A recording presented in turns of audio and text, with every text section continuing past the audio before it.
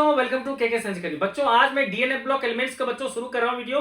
तो बच्चों इस वीडियो को आप लोग बेटा इसमें मैं पढ़ाऊंगा आपको डी ब्लॉक एलिमेंट्स सिर्फ पढ़ाऊंगा और डी ब्लॉक एलिमेंट्स से जो भी रीजनिंग पोर्शन है वो मैं आज करवाऊंगा। इसके अलावा जो एफ ब्लॉक एलिमेंट्स है और डी ब्लॉक के जो रिएक्शन है पोटेशियम डाइक्रोमेट और परमैग्नेट वाले वो सब बच्चों नेक्स्ट पार्ट में मैं करवाऊंगा। 2 पार्ट में इस वीडियो को बनाने वाला हूं बच्चों। तो जिस बच्चों ने अभी तक चैनल को सब्सक्राइब नहीं किया इस चैनल को सब्सक्राइब कर लो बच्चों। तो शुरू करते हैं। देखो बच्चों डी ब्लॉक एलिमेंट्स क्या होता है तो उसका जनरल इलेक्ट्रॉनिक कन्फिगरेशन की बात करोगे बच्चों तो क्या हो जाएगा उसका कि जिसमें क्या होगा एनएस में मान लो कोई इलेक्ट्रॉन्स होगा या तो 1 होगा या 2 होगा और n-1 में बच्चों d1 से लेकर के 10 होगा। ये होता है बच्चों जनरल इलेक्ट्रॉनिक कन्फिगरेशन। वैसे डी ब्लॉक एलिमेंट्स कहते हैं किसको है तो वो एलिमेंट्स जिसके लिए लास्ट इलेक्ट्रॉन अगर डी सब सेल में एंटर करता है उसको कहते हैं डी ब्लॉक एलिमेंट्स। तो अब बच्चों डी ब्लॉक एलिमेंट्स को बेसिकली 2 पार्ट में डिवाइड किया जाता है। पहला है बेटा ट्रांजिशन एलिमेंट, ठीक है, तो ट्रांजिशन एलिमेंट, ठीक है, और दूसरा क्या हो जाएगा नॉन ट्रांजिशन एलिमेंट, ठीक है। तो नॉन ट्रांजिशन एलिमेंट में कौन कौन से आ जाएंगे नॉन ट्रांजिशन एलिमेंट।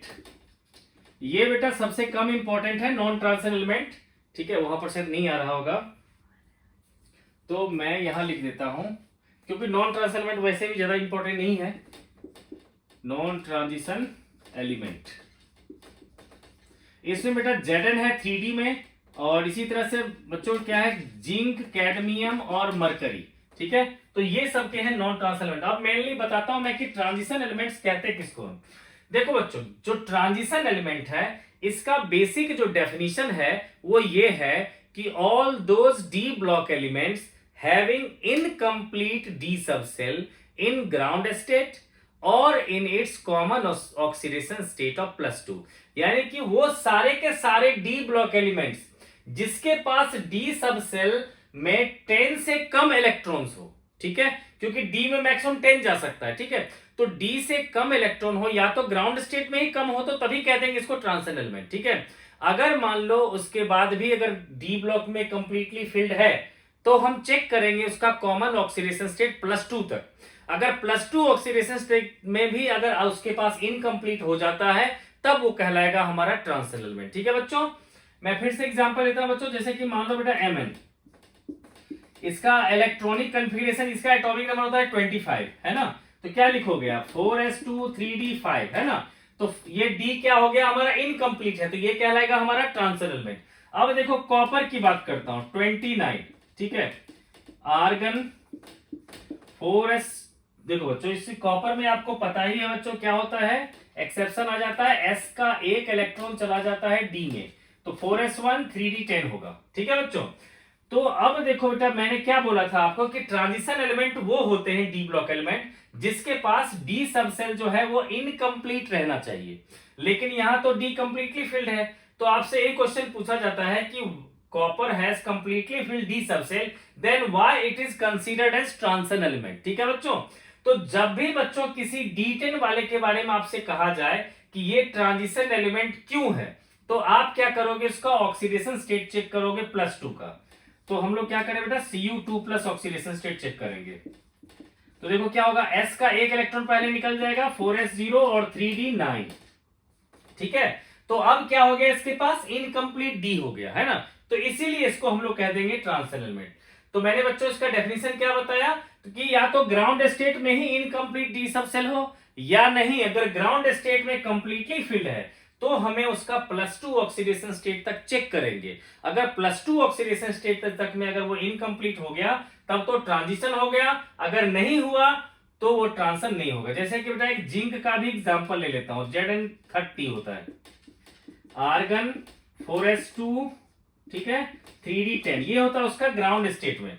अगर आप +2 ऑक्सीडेशन स्टेट लेते हो Zn2+ तो भी क्या होगा आर्गन 4s0 3d10 तो क्या होगा +2 ऑक्सीडेशन स्टेट में भी क्या हो गया इसके पास D में 10 रह गया, इसीलिए ये ट्रांजिशन एलिमेंट नहीं हो गया बल्कि क्या हो गया नॉन ट्रांजिशन एलिमेंट, ठीक है बच्चों। तो ऐसे ही बेटा किसी के लिए भी अगर आ जाएगा आपको कह देगा कि ये बताओ इसके पास D10 कॉन्फ़िगरेशन है तब भी ये ट्रांजिशन एलिमेंट क्यों नहीं है। जैसे एनसीईआरटी के इंटेक्स्ट क्वेश्चन में है कि सिल्वर जो है उसके पास 4d10 कॉन्फ़िगरेशन है। एजी की बात करेंगे बेटा तो कह रखा है कि उसके पास 4d10 इलेक्ट्रॉनिक कॉन्फ़िगरेशन है, ठीक है, तब भी इसको हम लोग ट्रांजिशन एलिमेंट क्यों कंसीडर करते हैं? तो मैंने क्या बताया बच्चों कि जब भी D10 कॉन्फ़िगरेशन हो तो इसका मतलब क्या होगा बेटा, उससे पहले क्या होगा, S में 1 होगा, ठीक है, और यहां लिख दोगे आप क्रिप्टन, है ना। तो कह दोगे कि ग्राउंड स्टेट में इसके पास D10 तो कॉन्फ़िगरेशन है, लेकिन +2 अगर ऑक्सीडेशन स्टेट इसका भी ले लेंगे तो क्या आ जाएगा, D में 9 आ जाएगा, है ना। तो क्या होगा बच्चों, यहां पर आ जाएगा 4d9, तो इनकम्प्लीट डी सबसेल हो गया, इसका मतलब सिल्वर जो हो गया ट्रांजिशन एलिमेंट हो गया। अब ये ट्रांजिशन एलिमेंट हो तो गया, अब ट्रांजिशन एलिमेंट की खासियत क्या होती है, ठीक है बच्चों, तो उसको हम लोग डिस्कस करते हैं। देखो बच्चों, ट्रांजिशन एलिमेंट्स की खासियत क्या होती है कि वो सबके सब क्या होते हैं बच्चों, उसके डी सबसेल जो होते हैं वो अनपेयर्ड होते हैं। जैसे कि ये मतलब 3D ले लिया, है ना, तो कोई भी ट्रांजिशन एलिमेंट होगा वो कंप्लीटली फिल्ड नहीं होगा, कहीं ना कहीं वो खाली हो सकता है ना। तो ये दोनों क्या हो गए, अनपेयर्ड इलेक्ट्रॉन्स, ठीक है। तो क्या होता है बच्चों कि ट्रांजिशन एलिमेंट की फर्स्ट प्रॉपर्टी क्या होती है कि transition elements are paramagnetic in nature. Transition elements are paramagnetic in nature. बच्चों आप लोग जानते तो हो गए ही कि पैरामैग्नेटिक किसको कहते हैं, कि जिसके पास क्या होता है, अनपेयर्ड इलेक्ट्रॉन्स होता है, उसको कहते हैं paramagnetic.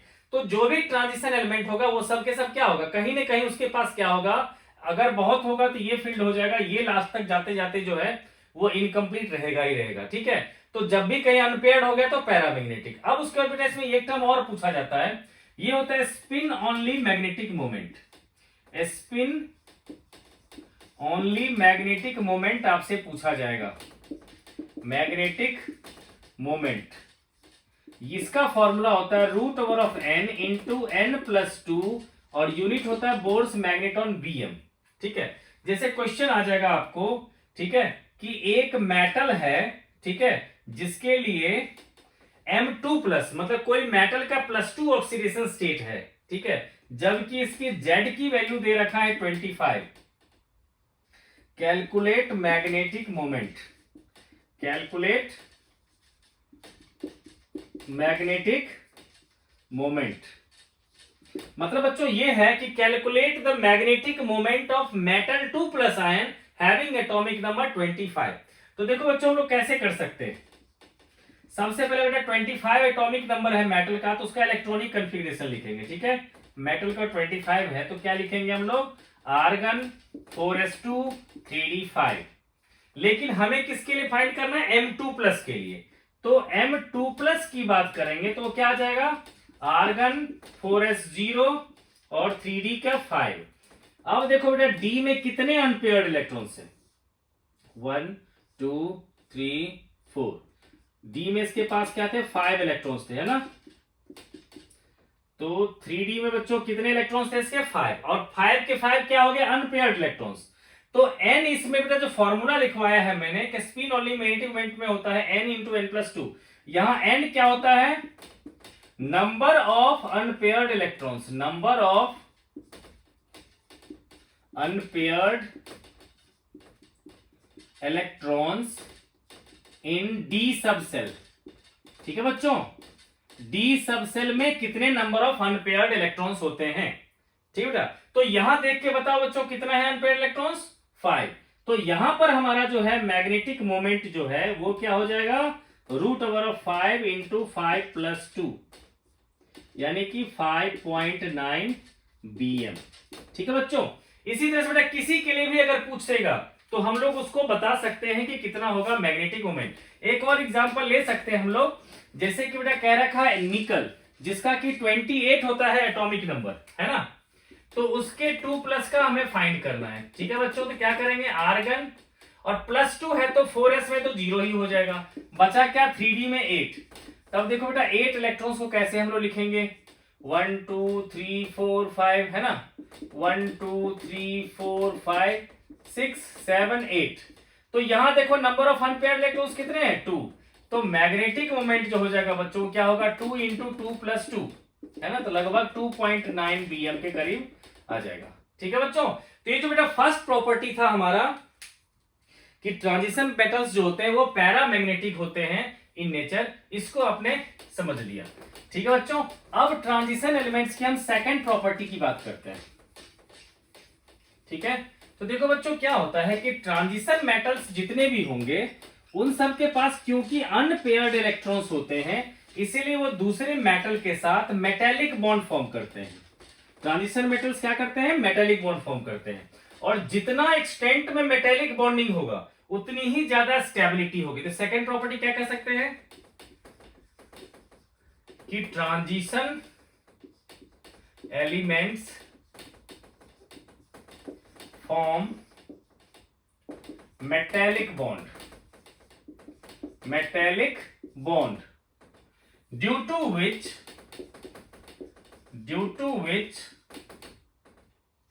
they have high melting point and high enthalpy of atomization and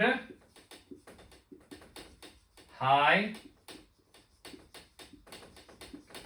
enthalpy of atomisation.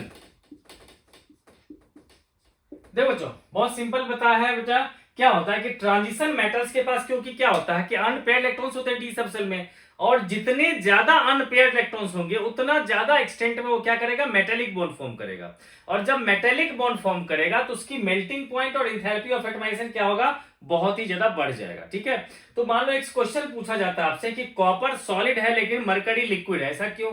तो कह दो कि कॉपर क्या है? ट्रांजिशन मेटल, और ट्रांजिशन मेटल के जो एलिमेंट्स होते हैं वो सब आपस में क्या करते हैं? मेटेलिक बॉन्ड फॉर्म करते हैं, इसके कारण उनके पास मेल्टिंग पॉइंट ज्यादा होता है। ठीक है, ये कह सकते हैं। जबकि मरकरी क्या है कि नॉन ट्रांजिशन एलिमेंट है, वो मेटेलिक बॉन्ड नहीं फॉर्म कर सकता, इसलिए उसकी मेल्टिंग पॉइंट कम होती है।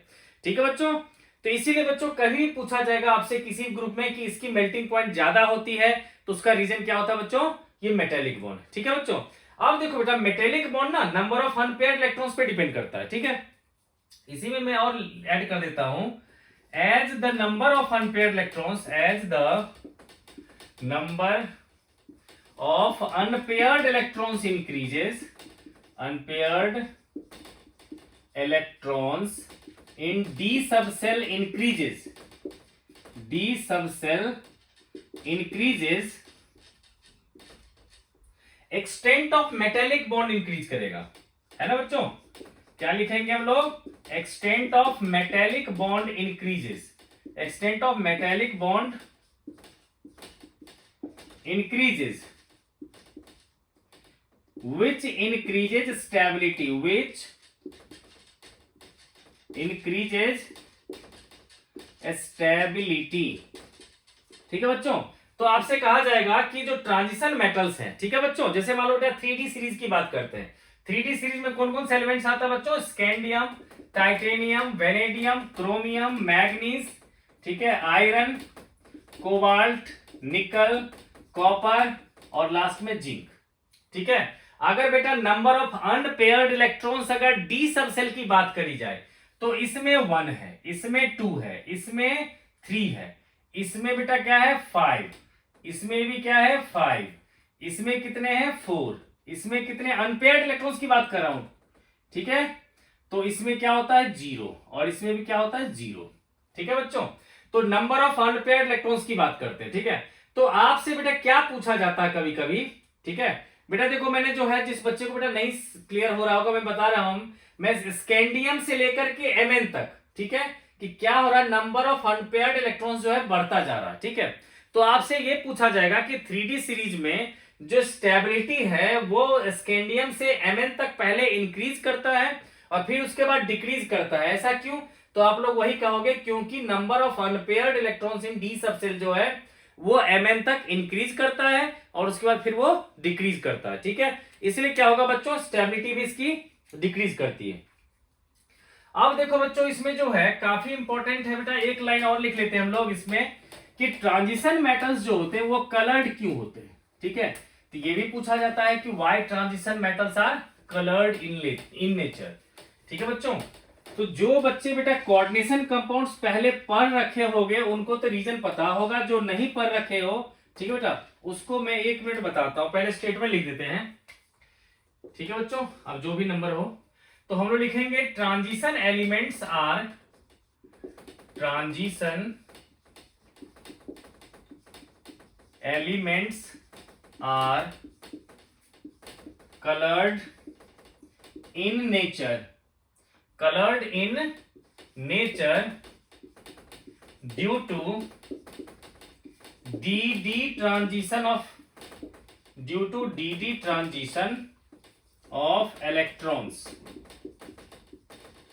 ठीक है बच्चों, ये जो dd ट्रांजिशन होता है उसी के कारण होता है। तो जो बच्चों कोऑर्डिनेशन कंपाउंड में पढ़ रखे उनको पता होगा, जो नहीं पढ़े बेटा वो जान लो बेटा कि डी के जो 5 ऑर्बिटल जो होते हैं उनको हम लोग मान के चलते हैं सेम एनर्जी का, लेकिन अब कोऑर्डिनेशन कंपाउंड बेटा पढ़ोगे कि क्या होगा कि 2 ऑर्बिटल की एनर्जी ज्यादा होती है और 3 ऑर्बिटल की एनर्जी क्या होती है, कम होती है। तो जब इलेक्ट्रॉन हमारा लोअर एनर्जी ऑर्बिटल में रहता है जिसको कहते हैं T2g ऑर्बिटल, और हायर एनर्जी वाले कहते हैं Eg ऑर्बिटल, ठीक है।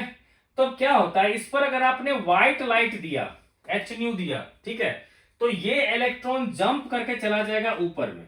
जो नीचे में इलेक्ट्रॉन था वो क्या होगा, जंप करके चला गया ऊपर में,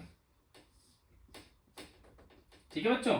तो ये जो इलेक्ट्रॉन था ये जंप करके चला गया ऊपर में, तो कुछ एनर्जी उसने क्या किया होगा, एब्जॉर्ब कर लिया होगा, ठीक है, और बाकी का एनर्जी क्या होगा, वो रिलीज करेगा। तो वो कोई ना कोई कलर के फॉर्म में ही रिलीज करेगा, क्योंकि यहां पर बच्चों जब उसको इंसिडेंट हुआ था तो 7 कलर से मिलकर के व्हाइट लाइट इंसिडेंट हुआ था। अब उसमें से मान लो उसने किसी भी एक वेवलेंथ को एब्जॉर्ब करके ऊपर चला गया, तो अब वो वेवलेंथ तो रहेगा नहीं, इसलिए कोई ना कोई कलर ही रहेगा, है ना। तो कोई दूसरा कलर आ जाएगा, क्योंकि अब व्हाइट कलर तो बचा नहीं, क्योंकि व्हाइट में से उसने एक पर्टिकुलर वेवलेंथ को ले लिया। इसलिए कह सकते हैं कि ट्रांजिशन एलिमेंट्स होते हैं वो कलर्ड होते हैं, ठीक है बच्चों। अब देखो बेटा सबसे ज्यादा इंपॉर्टेंट जो है जिसमें बच्चों को थोड़ी बहुत परेशानी होती है और बहुत ही इजी कंसेप्ट है बच्चों, वो है बेटा इसका इलेक्ट्रॉनिक कन्फिगरेशन के साथ स्टेबिलिटी, ठीक है।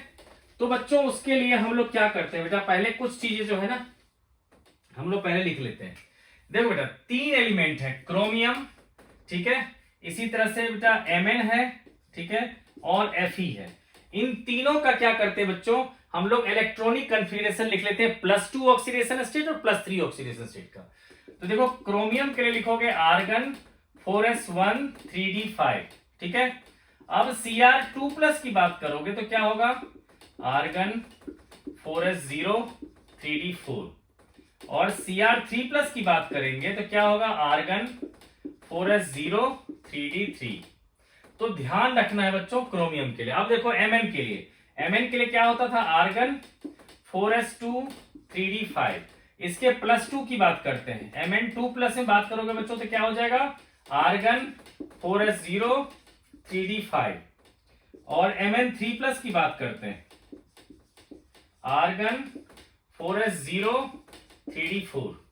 अब इसी तरह से Fe की बात करते हैं जो होता है 26, इसका लिखेंगे बेटा आर्गन 4s2 3d6।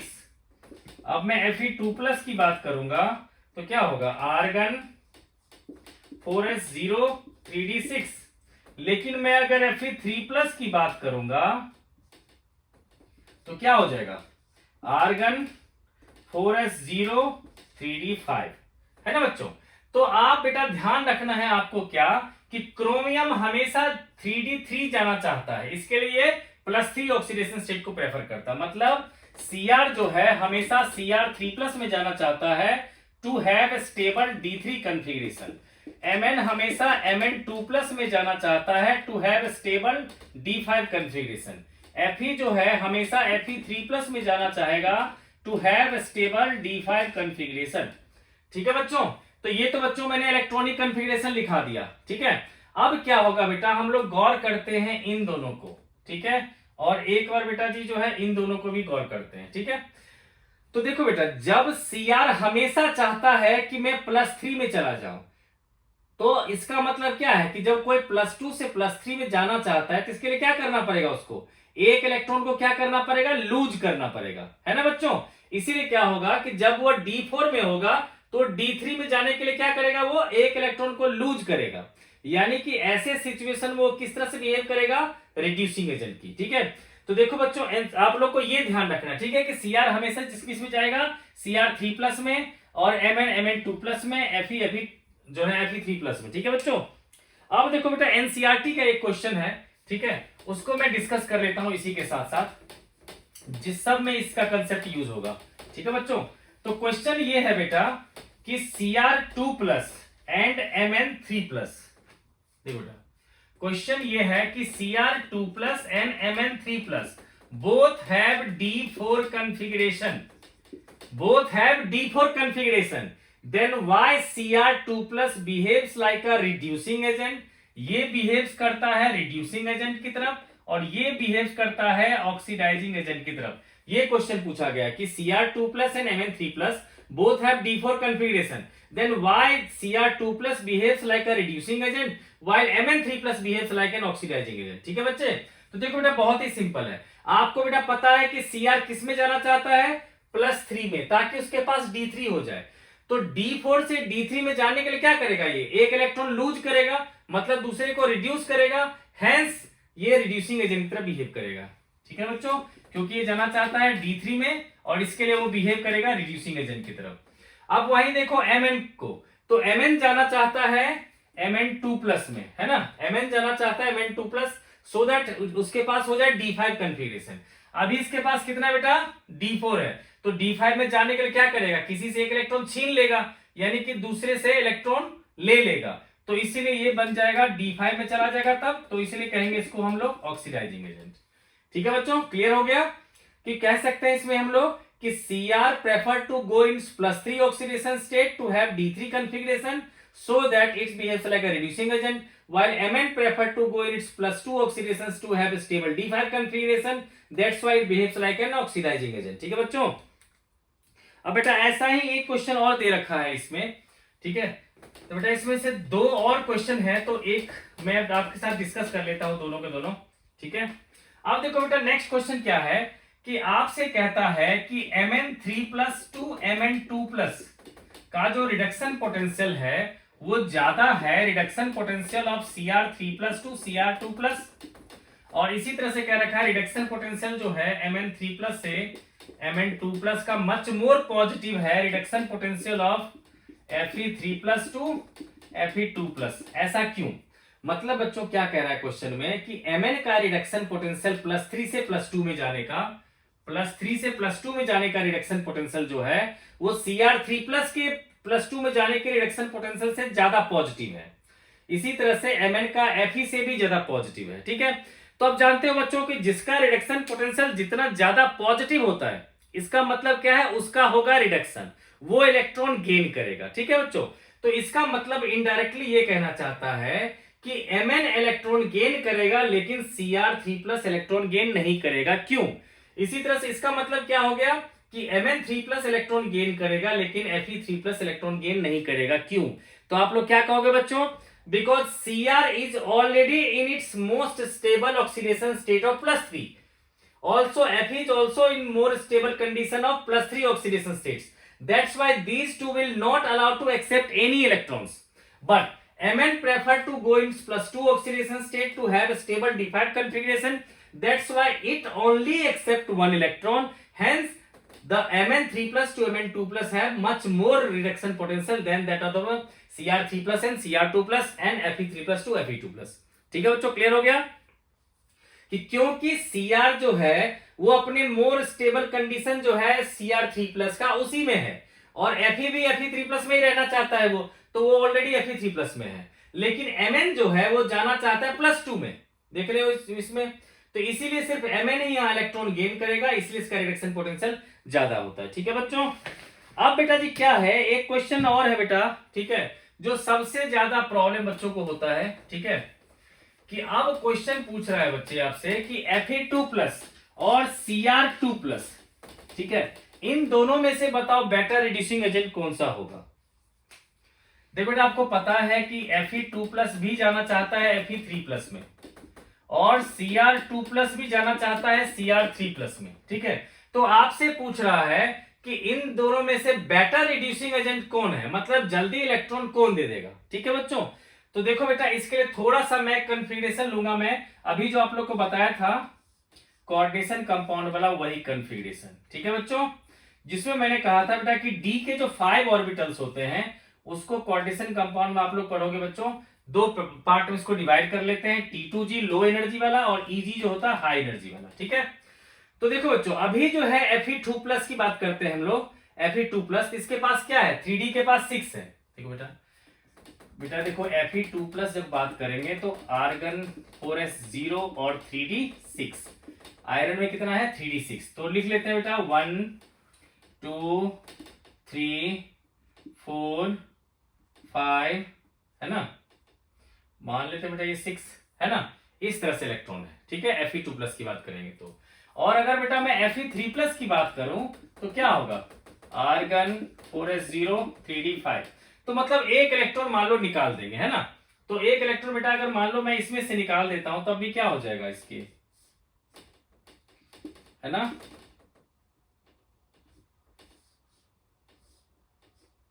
ऐसा रह जाएगा कॉन्फ़िगरेशन, ठीक है। तो अभी भी जो है क्या बेटा, इसका जो इलेक्ट्रॉन है वो किसमें है, ऊपर वाले एनर्जी ऑर्बिटल में ही है, ठीक है। क्लियर है बच्चों कि इसमें क्या है, EG में अभी भी उसके पास इलेक्ट्रॉन्स अवेलेबल है। वही बच्चों अगर मैं Cr की बात करूं, ठीक है, मैं बेटा Cr का यहां पर लिख लेता हूं, ठीक है। तो बेटा Cr के केस में, ठीक है, तो बेटा मैं यहीं पर लिख लेता हूं Cr का। तो Cr के केस में बेटा बात करेंगे तो देखो Cr का इलेक्ट्रॉनिक कॉन्फ़िगरेशन हम लेंगे बेटा, क्या आएगा, आपको पता है बेटा +2 ऑक्सीडेशन स्टेट ले लेंगे तो उसके पास क्या होगा, D4 कॉन्फ़िगरेशन, है ना। तो उसमें क्या हो जाएगा 1 2 3 और 4, है ना बच्चे, ये है, ठीक है। कब, जब Cr2+ है। लेकिन अगर ये Cr3+ बनता है तो क्या करेगा, इसका एक इलेक्ट्रॉन ये भी लूज करके ये किसमें कन्वर्ट हो जाएगा, ये देखो बेटा, ये बन गया हमारा Cr3+ का, ठीक है। तो आप देख रहे हो बेटा कि अब इसमें क्या है कि इसके पास जो है, जो भी इलेक्ट्रॉन है वो लोअर एनर्जी ऑर्बिटल में ही है, हायर में नहीं है, मतलब ये ज्यादा स्टेबल हुआ। जबकि Fe के केस में क्या है कि +3 ऑक्सीडेशन स्टेट भी ले लेते हैं तब भी उसके पास इलेक्ट्रॉन क्या है, हायर एनर्जी में है, ठीक है। तो आपको पता है जो लोअर एनर्जी में होता है वो मोर स्टेबल होता है, इसीलिए Cr3+ मोर स्टेबल होगा, इसलिए Cr जो है वो बेटर रिड्यूसिंग एजेंट होगा, ठीक है बच्चों। तो ये बेटा जी आ गया हमारा इससे रिलेटेड।